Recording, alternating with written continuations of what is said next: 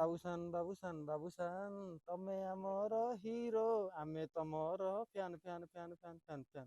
ବାବାଙ୍କ ଜନ୍ମଦିନ ପାଇଁ ଗୋଟେ ଆଜି ଗୀତ କରାଗଲା।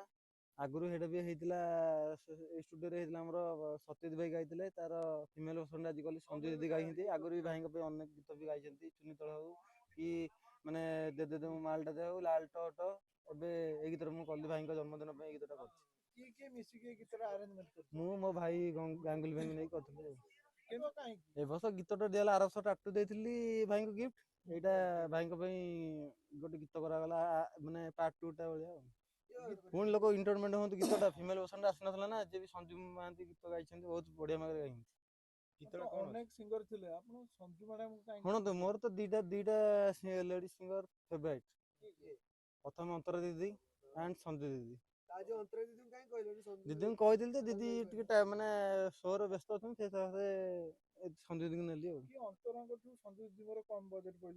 ନା ନା ସେମିତି ନା, ଦି ଜଣ ମୋ ପାଇଁ ସମାନ। ଏଇ ଦି ଜଣ ସିଙ୍ଗର ଛାଡିଦେଲେ ଆଉ ଅଜୁ କାହାକୁ ପସନ୍ଦ କରନ୍ତି ନା? ମୋର ମୁଁ ଟିକେ ଚାହେଁ କଣ କହିଲେ, ପୁରୁଣା ଷ୍ଟାଇଲ ଫେରନ୍ତୁ ଲୋକ। ପୁରୁଣା ସିଙ୍ଗର ମାନଙ୍କୁ ନେଇ କଲେ ଲୋକ ଶୁଣିବେ, ଲୋକ ମଲା ଯାଏ ବି ଶୁଣିବେ।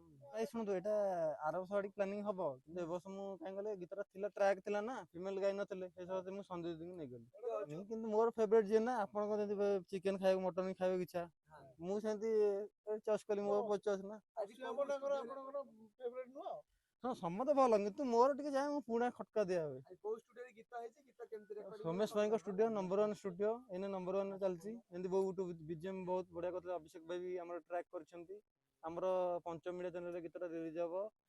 ମ୍ୟୁଜିକ୍ ଡାଇରେକ୍ଟର ଅଛନ୍ତି and lyricist Dibyaranjan Prasad Nanda sir. ଗୀତ କଣ କେମିତି ଅଛି ଟିକେ ଗୀତର ହେଲା ଟିକେ ବାବୁସାନ ବାବୁସାନ ବାବୁସାନ ତମେ ଆମର ହିରୋ ଆମେ ତମର fan fan fan fan fan fan. କେବେ ରିଲିଜ ହବ? ରିଲିଜ ହେଲା ଜୁଲାଇ 30 ତାରିଖ, ଭାଇଙ୍କ ଜନ୍ମଦିନ। ଆଡଭାନ୍ସ ହାପି ବାର୍ଥଡେ ଭାଇଜାନ। ଜୁଲାଇ 30 ଦିନ ସକାଳେ ରିଲିଜ ହବ ପଞ୍ଚମ ମିଡ଼ିଆ ଚ୍ୟାନେଲରେ। ଜୁଲାଇ 30ରେ କଣ ସ୍ପେଶାଲ ଅଛି ବାବୁସାନ ପାଇଁ ଫ୍ୟାନ ମାନଙ୍କ? ଏଇଟା ମୁଁ ଗିଫ୍ଟ ଦଉଛି ଭାଇଙ୍କୁ। ତା ବାଦେ 31 ତାରିଖ ଦିନ ଆମର ମାନେ ବୋଉ ବୁଟୁ ଭୂତର 50 ମାନେ ଗୋଲ୍ଡେନ ଜୁବଲି ପାଳନ ହବ ସେଦିନ। 50 ଦିନ ସେଦିନ ତମେ ଏଇ ଗୀତଟା ହଲରେ ସମସ୍ତେ ଶୁଣିବାକୁ ଚାହିଁବ କି? ମୋର ଇଚ୍ଛା ବହୁତ ଶୁଣିବାକୁ, ଯଦି ମ୍ୟୁଜିକ ବାଜେ ସେଠି ନିହାତି ଶୁଣିବି।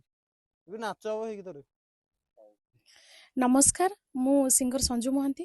इटा समेश भाई स्टूडियो रे बहुत सुंदर भाव गीतटी रेकर्डिंग है।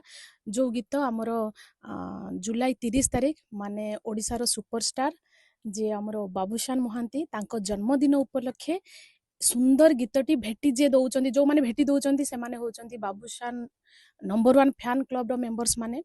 बहुत सुंदर है गीत। बाबूशान को जन्मदिन पाई गोटे बहुत सुंदर, गोटे बहुत स्वीट गिफ्ट एटा तांको पाई। बहुत बढ़िया है गीत। जो गीत को लिखिं आ स्वर देइछंती दिव्यरंजन प्रशांत नंद सार। बहुत बढ़िया लिखिं। आ पंचम मीडिया यूट्यूब चैनल रे गीतटी रिलीज होची जुलाई 30 तारीख।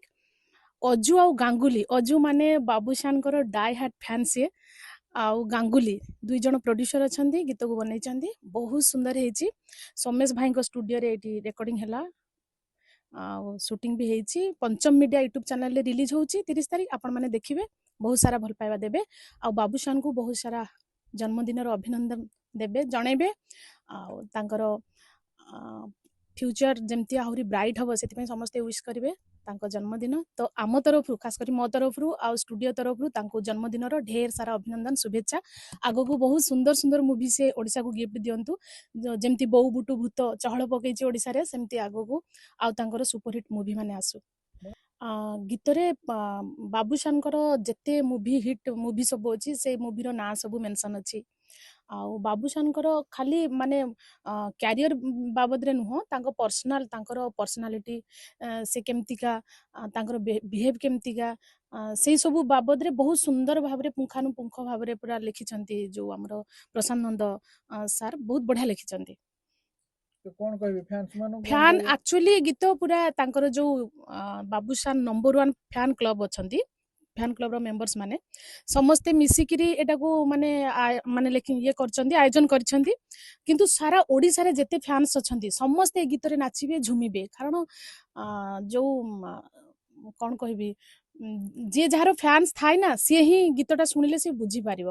ବହୁତ ବଢ଼ିଆ ହେଇଛି ଗୀତ ସମସ୍ତଙ୍କୁ ସବୁ ଫ୍ୟାନ୍ସ ମାନଙ୍କୁ ବହୁତ ଭଲ ଲାଗିବ ଖାସ କରି ବାବୁସାନଙ୍କୁ ମୁଁ ଭାବୁଛି ଶୁଣିଲେ ସେ ବହୁତ ଖୁସି ହେବେ ତାଙ୍କୁ ବହୁତ ଭଲ ଲାଗିବ ମ୍ୟାଡ଼ାମ ଗୀତଟି।